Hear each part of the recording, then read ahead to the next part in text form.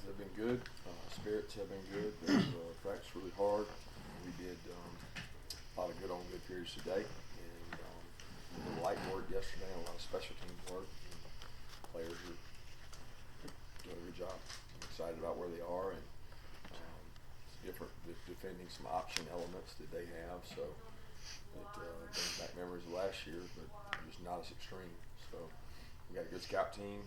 Some guys have been working on their plays during extra periods the last couple of weeks just to get used to some of the things that Georgia Tech does offensively, and they got some similarities to us defensively, so it's easy to give them a good picture.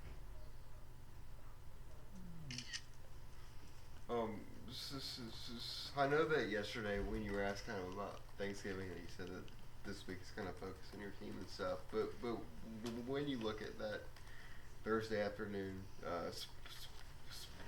specifically like when you have that time with your own family, what's your favorite part about that? And then also, of all the sides on Thanksgiving,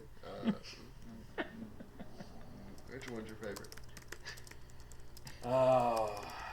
My mom's stuffing is probably the best. She does a great job with that. So I enjoy the turkey and dressing, and that's kind of my favorite part. It's traditional, and it's my mom's go-to. So I enjoy it. But my favorite part of Thursday is just being with my family and being thankful for all the blessings we got. My brother lives in town now, so I get to share it with his family as well. And then we have players come over from time to time, and that maybe couldn't go or got too far to go, and getting to enjoy just mainly eating. Are you a napper? I usually would nap, but we eat so late, so we have to practice in the midday. So by the time I get home to eat, there's no nap. It's just bedtime. So we eat and then go to bed. Back in the day, I was a napper. I can ask you lately about Devon Mathis, how he's doing, when if he might be cleared, but his future in general. Yeah, he's been cleared to do more. He's been cleared to do practice, not take hits. So that prevents him from being able to play, but he's able to do more in practice. He's been scout team quarterback for the last couple of weeks now and done a tremendous job. He helped with the Bo Nix scout team stuff. He helped even last week with the scout team stuff because he's able to simulate some of these guys we've played. So that's been a big bonus for us. But as far as when is he going to be completely cleared, I'm not sure, but it was a step up in clearance when he could go 11 on 11 and throw the ball and give us a look. You may not be able to answer this, but is the process of clearing him, does he go back and get like scans and stuff like that? I mean, is it just kind of every so often he goes back and gets checked in like that? It is, but it's a deal where they don't want to scan him a lot because of the radiation stuff, so they don't want to do it. They have benchmarks and points where they want to do it in time, which they've done, and they want to see the recovery and the healing. And there's 3 or 4 medical experts that Ron and his staff have called on from different departments. One an NFL representative, one of them a Harvard doctor. I mean, they got 3 or 4 guys that are nationally renowned for this exact craniotomy surgery, and they kind of pull together with what they think is best. What is it's obvious with Jake Camarda, he has a really powerful leg, and you've talked about that throughout the year.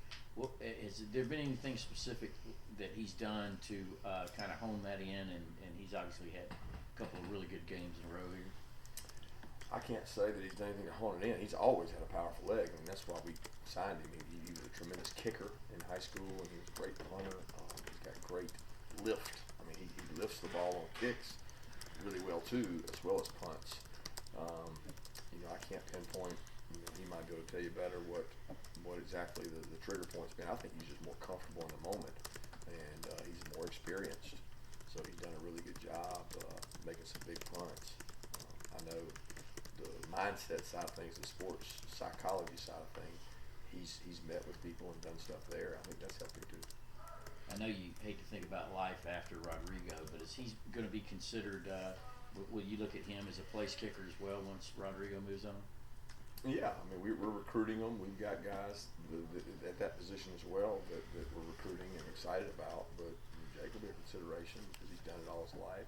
The consideration there will be whether or not the effect of the total burden of kicking would be detrimental to him. But we'll use the best guy, that's for sure.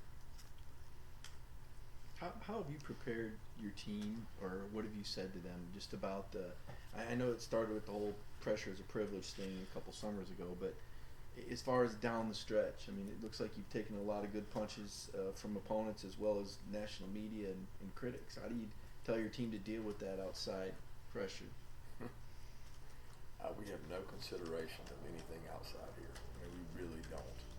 I mean, we don't have any control over it. So the thought of those things never even crossed my mind, because I don't look at them as punches. I don't look at them as jabs, because I don't really listen to them. So it's not motivation for me, because if I need that for motivation, then I'm not going to go where we need to go. If our players need intrinsic motivation, I just feel like you have to motivate because you want to be great. You have to motivate because you want to be better. It's not about what people are saying or criticizing. I mean, they have a right to do that. I understand it. And we're critical of ourselves. So we have a lot that we need to improve on, and some of the things they're saying, they're dead on. But that doesn't motivate us. It's just things we got to get better at. Dan Lanning was nominated, named a semifinalist for the Boyles Award today, and you were sort of evaluating who's going to fill that defensive coordinator role. Was there anything that sort of stood out with Lanning that maybe gave you an inclination that he was going to go on and, have the defense to play as well as it is? No, I mean, I think all our defensive coaches do a tremendous job. He'd be the first to tell you that what he's been able to do is, number one, because of the players, but number two, because of the defensive staff. So all those guys pulled together to do that. He just has to be the leader and the guy in charge of it all. And he's done a really nice job of motivating the players. He relates well to the players. The players believe in him, and he's done a tremendous job. But all those defensive coaches have, and Glenn Schumann's one of our co-defense coordinators, and he does just as much game planning as Dan does. He deserves just as much credit as Dan gets. Dan is just the guy that calls it on game day, and he's done a good job. Following up on the Thanksgiving element, I guess, do you ever take time to kind of look back and reflect on the significance of being back at Georgia, being back at your alma mater now for 4 years? I mean, I do when I run into people in the off season, but not much in the season. I mean, it's great to be home. I mean, it's awesome to be here, but there's not I mean, I don't come into work thinking about that. I'm thinking about what we can do to get better, what we can do to improve, and that's constantly it's just what you do. You don't sit back and really acknowledge where you are, because you're always trying to go somewhere else, and that's what we're trying to do. Is like, where can we take this program? Where can we go further? And that's what I'm always trying to do, is take us to a different spot. You guys have had your struggles offensively. It's been like one area or another, red zone here or there. A couple of players heard lately say they feel like you guys are close. That when they look back at the film, they see this or that. Do you feel that too? I mean, do you feel like there are just one, two different things that if you just do them better, you guys are playing at a much higher level?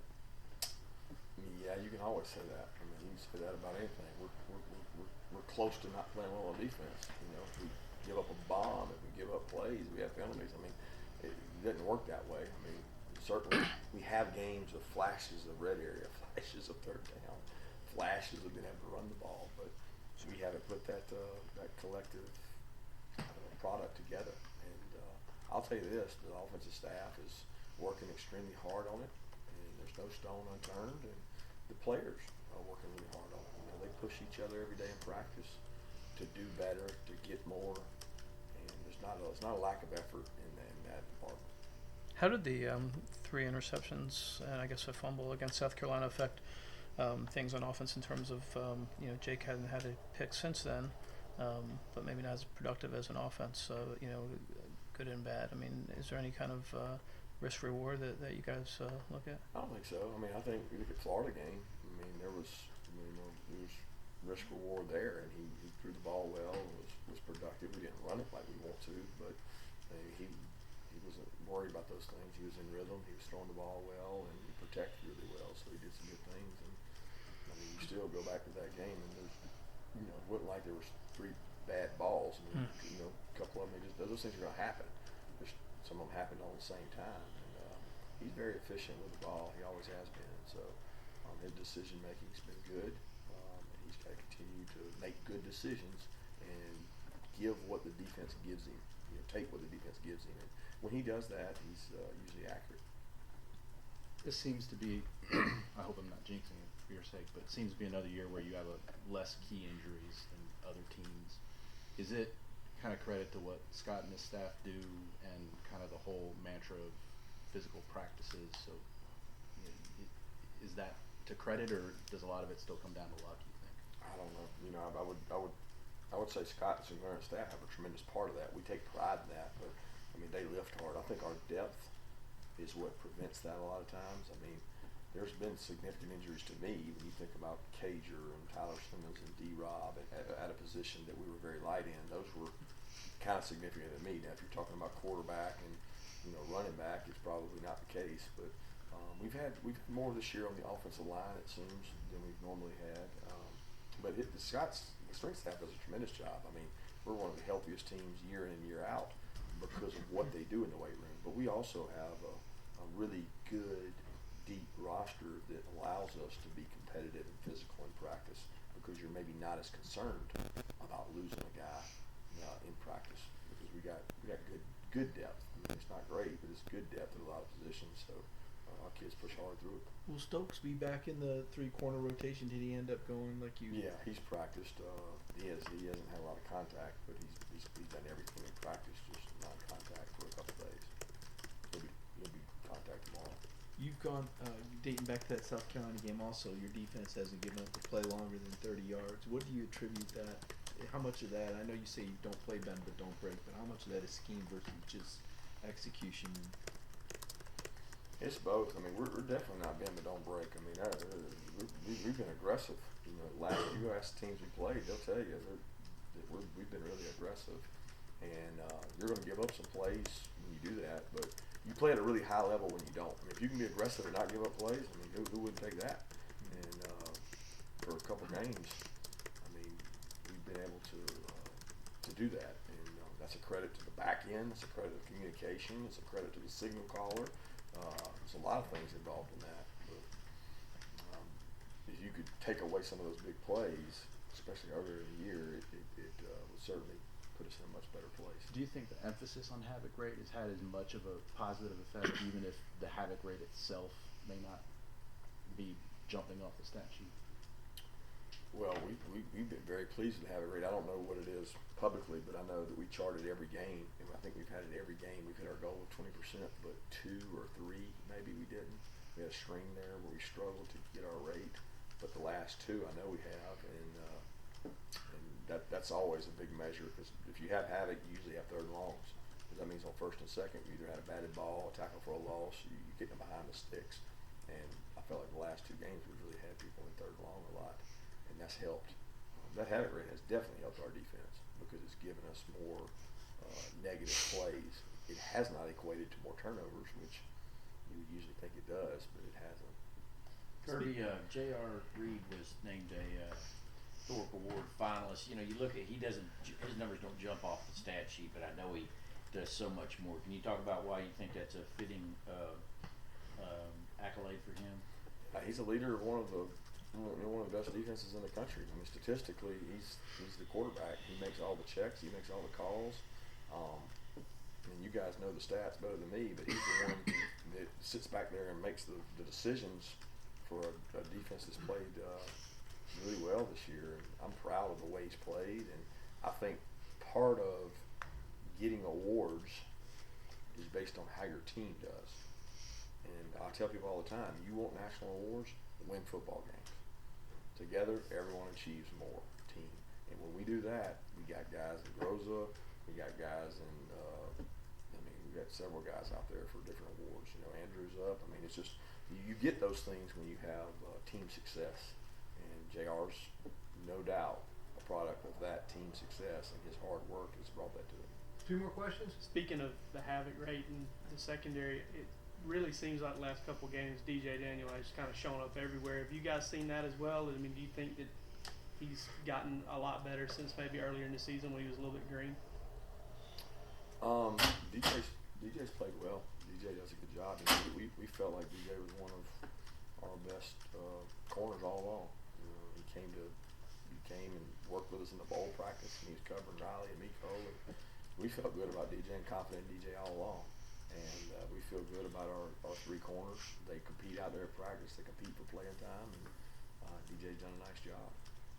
Kirby, do you guys think you've learned to manage the SEC championship game and then the sprint to the early signing period? I know it's a pretty small window in between the two. I don't think you can ever manage that. People have no idea what goes on the minute that SEC championship game ends. I mean, you can meet for days and not deal with all the, because we're going to miss a week of recruiting. Everybody else is going to go out.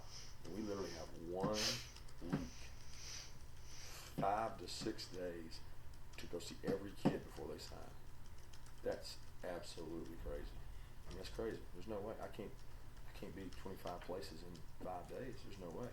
Then on top of that, you've got awards. You got final exams for your players. You got juniors trying to make decisions. There's no way. So we'll focus on the next step, which is Georgia Tech. Right. Then we'll focus on the next step, and then after that, we'll focus on the next step, whatever that may be. But it's chaotic for teams in the SEC because of, and then probably the ACC too, the conference championships, because of the short amount of time you actually have to recruit. It's crazy.